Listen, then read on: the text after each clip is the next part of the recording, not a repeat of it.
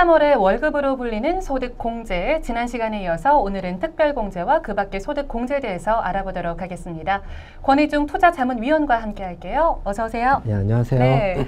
자, 특별공제로 보험료나 의료비, 또 교육비, 주택자금 이런 항목들이 있는데 먼저 보험료부터 알아볼까요? 그 고용보험료나 건강보험료 정확히 얼마 내고 계시는지 알고 계신가요? 뭐 대략적으로 120만 원 정도로 알고 있는데 정확히는 모르겠는데요. 그래서 제가 이 사이트를 추천을 해드리는 겁니다. 네. 먼저 첫 번째로 보험료가 있는데요. 그 자동 계산하기를 클릭을 하면 건강보험료와 고용보험료가 지난주에 그 국민연금과 마찬가지로 입력만 클릭을 하면은 네, 자동으로 입력이 되네요. 예, 맞습니다. 예.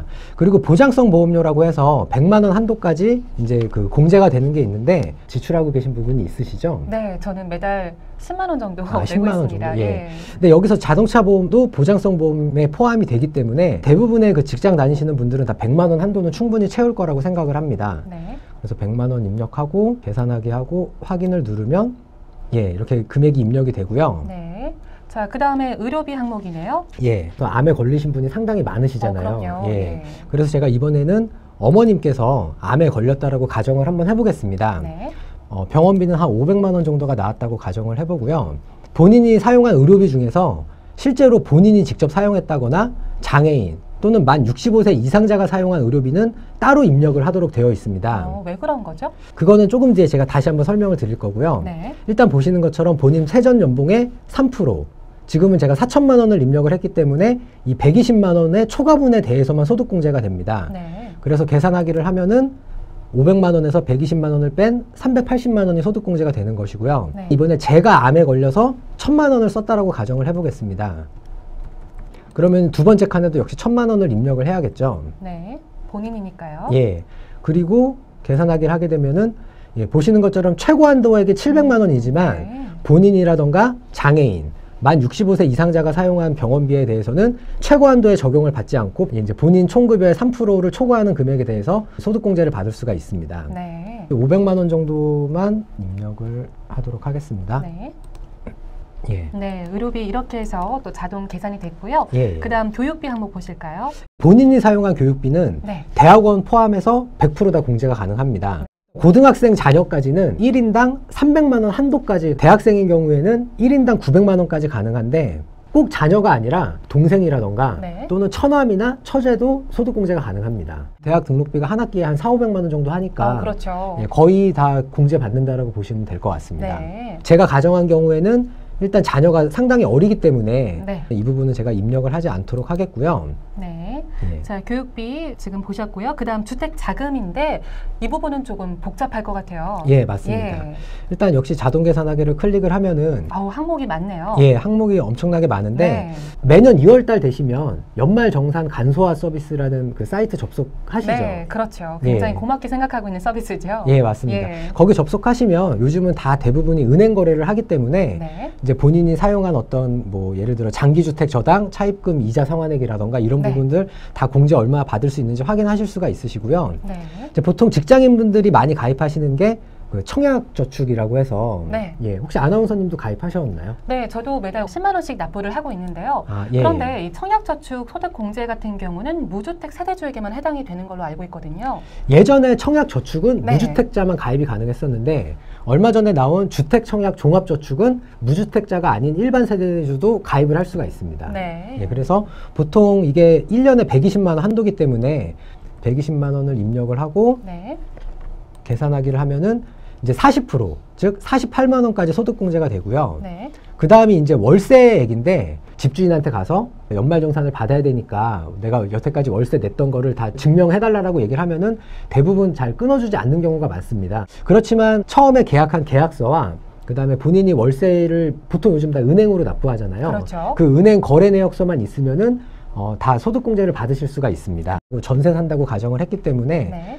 청약저축 120만 원만 입력을 하고 자, 그 다음이 기부금이에요. 뭐 종교단체나 아니면은 국가적인 단체에 후원하는 그런 금액이겠죠? 예, 맞습니다. 예. 혹시 종교가 있으신? 아니요, 저는 없는데 그러세요? 관련이 있는지 모르겠어요. 소득공제랑. 지금 일단 보시면 네. 종교단체 기부금만 있는 경우와 여러 가지 기부금이 있는 경우로 나뉘는데 교회 같은 경우에 11조라고 해서 그렇죠. 총 연봉의 10분의 1만큼 내는 예, 말하죠. 맞습니다. 예. 그래서 만약에 지금 4천만 원이라고 가정을 했기 때문에 400만 400만 원. 원을 정말 독실한 크리스찬이라고 해서 가정을 하고 계산하기를 하면은 그 아까 총 연봉 넣었을 때 근로소득 공제라고 해서 매출원가식으로 빠지는 게 있고 네. 출발한 금액이 2,775만 원이잖아요. 맞아요. 이거의 10%까지만 소득공제가 됩니다. 네. 그러니까 277만 5천 원만 소득공제가 되고 그 외에 나머지 기부금들은 거의 다 소득공제가 된다라고 보시면 됩니다. 네. 유니세프에 한 달에 3만 원씩 1년에 36만 원 정도 후원을 한다라고 하고 가정을 해보면은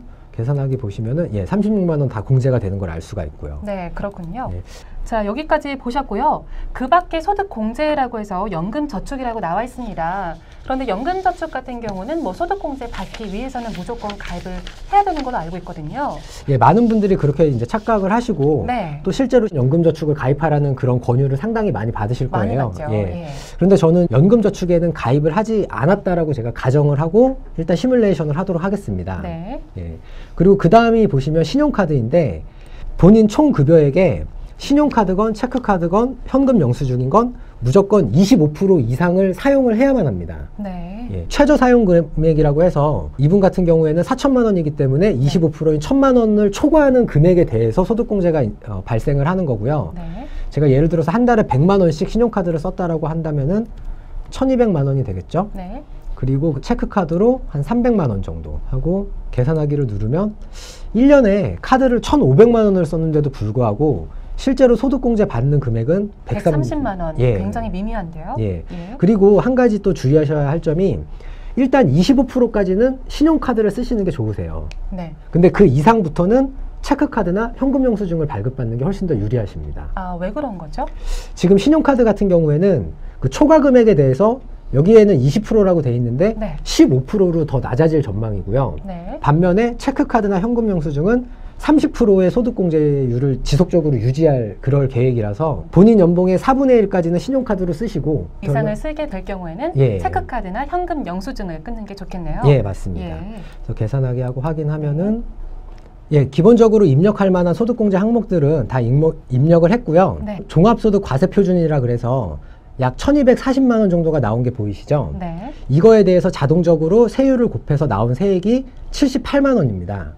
그러니까 실제로 내야 하는 세금은 약 한 78만 원 정도만 내면 된다라는 의미입니다. 네, 그렇군요. 예. 자, 아래로 또 쭉 내려가 보면 기납부 세액이라고 있습니다. 이거는 본인 의지와는 상관없이 나라에서 이미 걷어간 세금을 말하는 건데, 자, 이 부분은 뭐 본인이 조정하는 게 아니니까 글쎄요, 저 같은 경우는 얼마를 내는지 모르거든요. 예. 그래서 국세청에 들어가셔가지고 조회 계산에 근로소득 간이 세액표라는 걸 클릭을 하시면 한 달 급여액을 넣도록 나와 있습니다. 네. 총 연봉을 4천만 원으로 계산을 했기 때문에 나누기 12를 하게 되면 한 달 월급이 약 333만 원 정도가 되고요. 그렇죠. 실제로 내는 세금은 한 달에 약 14만 원 정도밖에 되지 않습니다. 네. 그래서 곱하기 12를 하면은 168만 원 정도를 내시는 거죠. 네, 그렇습니다. 자, 모르실 경우에는 국세청에서 조회를 해보면 이렇게 간단하게 나옵니다. 예, 연말정산 납부세액 또는 환급세액 알아보기를 클릭을 하면은 네. 보시는 것처럼 실제로 내야 되는 세금은 약 42만 원이 나왔고 네. 기납부세액이 168만 원이잖아요. 네. 그래서 실제로 돌려받으시는 금액이 약 138만 원 정도. 근데 이거는 연금저축에 가입을 안 했다라고 가정을 한 거고요. 이번에는 연금저축에 400만 원 가입을 했다라고 가정을 하고 다시 한번 해보겠습니다.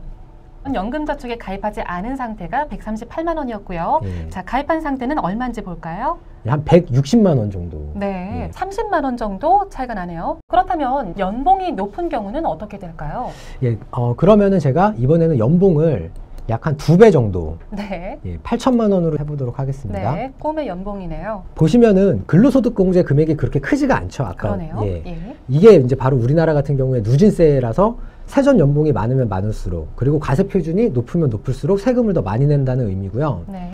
나머지는 다 동일하다라고 가정하고 국민연금은 조금 더 많이 냈겠죠. 네. 이거 바꿔주고 고용보험과 건강보험료도 더 많이 냈으니까 이 부분 입력해주고 이번에 다시 연금저축 가입 안 했다라고 제가 가정을 해보겠습니다. 네. 자, 연봉이 8천만 원이고 연금저축에 가입을 하지 않은 상태입니다. 예, 그리고 신용카드는 아무래도 좀 더 많이 썼겠죠. 2,500 정도? 네. 쓰고 체크카드로 한 500만 원 정도 이렇게 썼다라고 가정하고 꽤 많이 받네요, 이번에는. 네. 이제 기납부세액을 이제 알아봐야 되는데요. 네. 다시 국세청 가셔가지고 이번에는 연봉이 2배니까 666만 원을 입력을 하면은 연봉이 2배가 늘었을 뿐인데 네. 실제로 내는 세금은 아까 14만 원에서 72만 원으로 상당히 많이 그렇습니다. 내죠. 예. 예. 그래서 72만 원 곱하기 12를 하게 되면은 약 한 864만 원이 나옵니다. 예, 알아보면은 약 331만 원 정도를 돌려받는 거죠. 네, 그렇습니다. 예. 그러면 이번에는 연금저축 가입했다라고 제가 다시 가정을 해보겠습니다. 네. 좀 전에는 311만 원을 돌려받았는데 네. 410만 원. 연금저축을 가입한 사람과 가입하지 않은 사람 연봉이 8천만 원일 경우에는 거의 100만 원 정도 차이가 납니다. 예, 맞습니다. 예. 그래서 이제 세전연봉 기준으로 약 한 5천만 원 미만이신 분들은 그렇게 막 좀 기를 쓰고 연금저축에 꼭 가입할 필요는 없지 않나. 그런데 제가 지금까지 말씀드린 거는 내년까지만 적용을 받는 거고요. 내후년, 그러니까 2014년도에 하는 연말정산, 네. 즉 2015년 2월 달에 하는 연말정산부터는 소득이 많건 적건 연금저축에 가입하게 되면 무조건 똑같이 48만 원만 공제를 받게 됩니다. 네. 자, 내후년 2015년부터 달라지는 연금저축에 대해서는 다음 시간에 계속해서 알아보도록 하고요. 자, 오늘 특별공제와 또 그 밖의 소득공제 함께 알아봤는데 소득공제 항목 그리고 세법에 대해서 꼼꼼하게 따져보시고 납세자의 권리 누리시길 바랍니다. 고맙습니다. 네, 감사합니다.